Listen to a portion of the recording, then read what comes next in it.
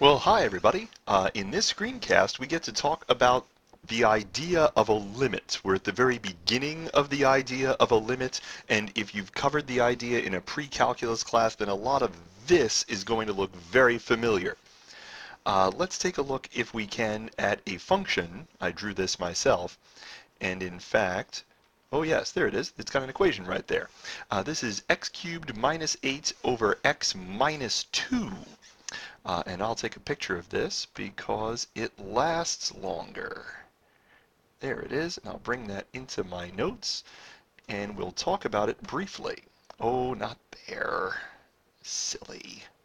Silly. There. This is x cubed minus 8 over x minus 2. And the question I have for you is, what's f of 2? And you say, well, f of 2, okay, so I sub in the 2, and I got, well, so, I don't know. And so you hit your calculator button, and you say, let's do a trace. And let's trace till we get close to x equals 2, and sure enough, oh. But then the function's there again, and it's there, and oh.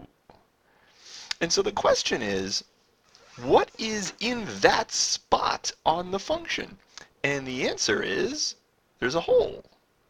There's a hole in the middle of the function. There's a hole in the middle of the function. There's a hole, there's a hole, there's a hole in the middle of the function. It's not a continuous function. There's a hole. And the question is, where is the hole? And we could do some tracing. We could say, well, that's 11.4 and that's 12.6. Gosh, it's got to be somewhere in there, doesn't it? It's got to be somewhere between 11.4 and 12.6. Where is that hole? This idea of a limit. The idea of a limit says, what is the function doing as we get closer and closer to x equals 2 without actually getting there? In our parlance, we're going to talk about the limit as x approaches 2 of this particular function. And when we talk about that, what we mean is as x gets closer and closer to 2, what happens to the values of this function? They get closer and closer to what? And so you might make a table of values. You might say that at 1.9, I actually did this, we're 11.41, and if I get a little closer to 2, I get to there, and if I get a little bit closer to 2, I get there, and so you might think that as x gets closer and closer to 2, maybe this is 12? Maybe? And you think, well, that's just coming from the left side. Let's try to come from the right side also. And so you might say, if I get fairly close to 2, well, that's close to 12. And I can get a little closer to 2, and I can get a little closer to 12. And then if the x value gets even closer to 2, then I can get really close to 12, and that gives us good evidence that the limit as x approaches 2 of our function is 12. So in this case, we say that the limit is 12. Now, mind you, the function doesn't exist at 12, but limits don't care about what the actual function value is. Limit only cares about what happens as the function approaches a particular value.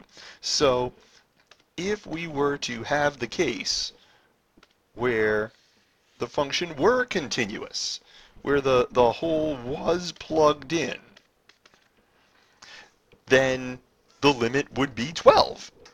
And if we were to have the case where the function had a hole in it at 212, but it were defined somewhere else, if we were to define the function piecewise, the limit would still be 12 because the limit doesn't give a rip about this point over here. The limit is interested in what happens to y values as x gets closer and closer to 12 without hitting it. So in all of these cases, the limit as x approaches 2 of our function is 12. Okay, there are some cases where a limit does not exist. There are some cases where a limit does not exist. One of my favorites is the function absolute value of x divided by x. This is 1, this is -1. If we were to look at the limit as x approaches 0 of absolute value of x over x, we would have to say that it does not exist. Why? Because as we come in from the left-hand side, -1, -1, -1, -1, -1, and as we come in from the right side, 1, 1, 1, 1, 1, 1, 1, but they don't agree. There is no one number that the function is approaching as we get closer and closer to 0. This is what we call a jump discontinuity. It is called a jump discontinuity because you've got -1, +1, -1, +1, or as we say in my class, if they don't agree, it's DNE. There are some times where a function shoots up, like so. This is 1 over x squared. And we could take a look at the limit as x approaches 0 of 1 over x squared, and we would say that that does not exist, even though as we go from the left side of 0 or from the right side of 0, the function appears to be going to the same place.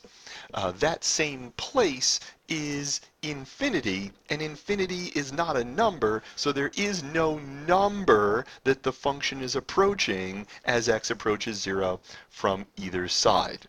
This is what we call an infinite discontinuity. It's an infinite discontinuity. One other that we should share. We should share about cosine of 1 over x.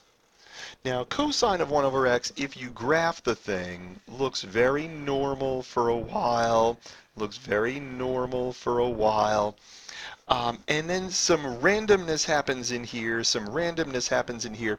What really ends up happening, and okay, the only way to do this is to take your calculator and set your y min and your y max to -1 and 1, and then use successively smaller windows for x min and x max. Zoom in horizontally. And what you find out is that this goes up and down and up and down and up and down and up and down, faster and faster and faster and faster and faster and faster and faster from both sides. There is what we call an oscillating discontinuity,